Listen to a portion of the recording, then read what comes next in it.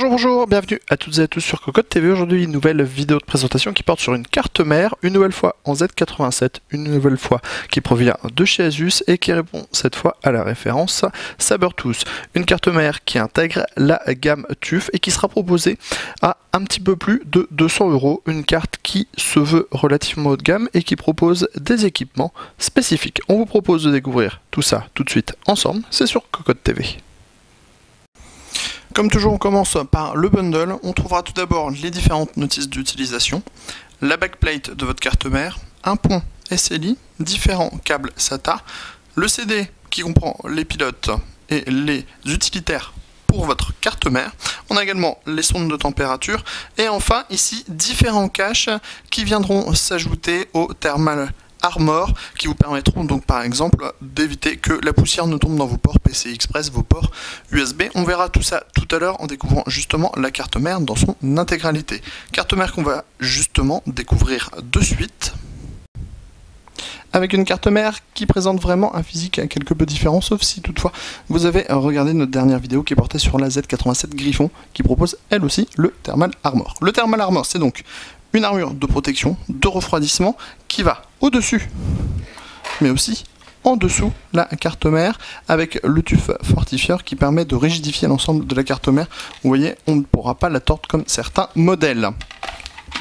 Au niveau du système de refroidissement, le tout est intégré en dessous, donc on ne peut pas voir ce qui refroidit les étages d'alimentation. On en compte 8 d'ailleurs, étages d'alimentation, mais on a ici des petits taquets qui permettent d'ouvrir et fermer les différentes ouvertures. Le tout fonctionne bien sûr avec des ventilateurs. C'est le système spécifique de cette carte mère qui, avec le tout, permet d'obtenir un meilleur refroidissement.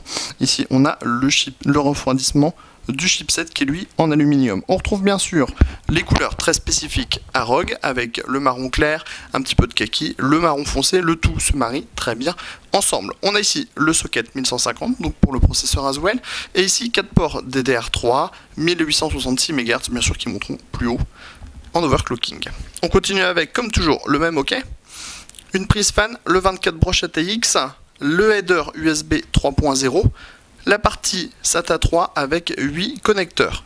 Sur le côté, comme toujours, on a la grande lignée avec les power on, les resets, les prises fan, les EPU, les TPU, les USB, bref, tout ce qu'il faut pour avoir une excellente connectique sur votre carte mère.